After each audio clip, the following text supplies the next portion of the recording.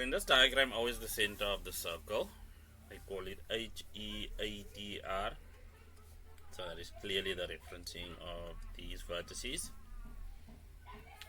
Now, as for that center, always go looking for radii immediately. AOF is parallel to EH, gives us some alternate angles over there. We get to see some correspondence with the corresponding angles. Now, we have F2 being equal to 78 degrees. So, let's mark that off. And then we have angle R1 over here at a measure of 22 degrees. So first things first, angle O1 is required. And that we can directly get because it's the external angle of triangle FOR. So 78 plus 22 degrees gives us 100 degrees exactly. Then after that we need to get to angle H1, which we can see is over there, and that is the arrow configuration from angle at center. If we were to take HAOR out, we'd have this arrow configuration, and once all these three vertices on the outside are on the circumference of the circle, with that being the center O, we have angle at center equal twice angle at perimeter. So that's just going to be 50 degrees. Then after that we have to hunt down angle T. Well, if we look at HATR correctly, we can see that that is going to be a cyclic quadrilateral. So that's going to be 130 degrees. And then after that we meant to hunt down angle H2. But right at the beginning we did spot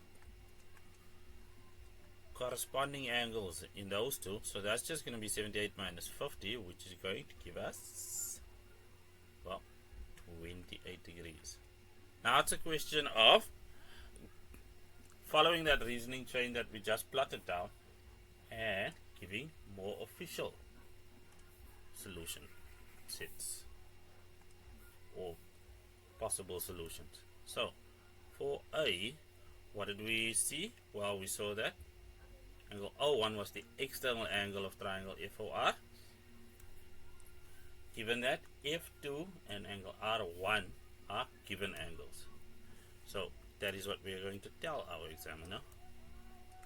That angle O1 is equal to angle F2 plus angle R1. It's the external angle of triangle FOR. It's just being extra specific. Well, that comes out to 100 degrees because these angles are known.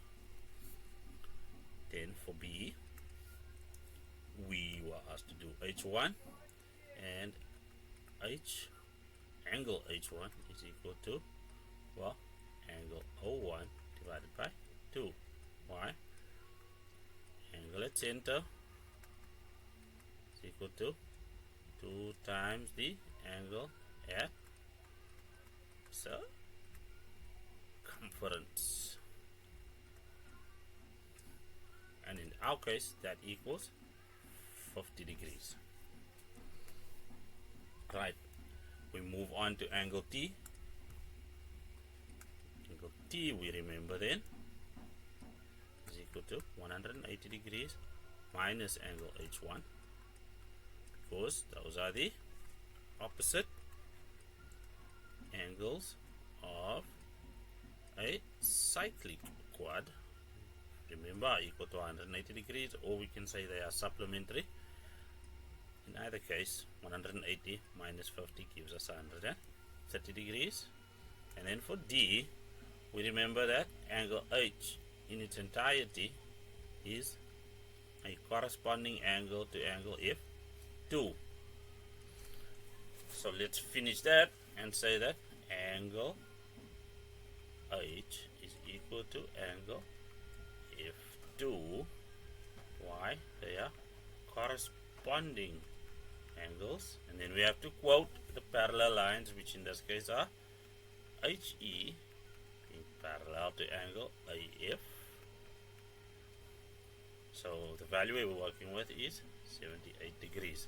Now H1 is known, therefore angle H2 is just angle H minus angle H1, and that is of course 78 degrees minus 50 degrees, which of course is 28.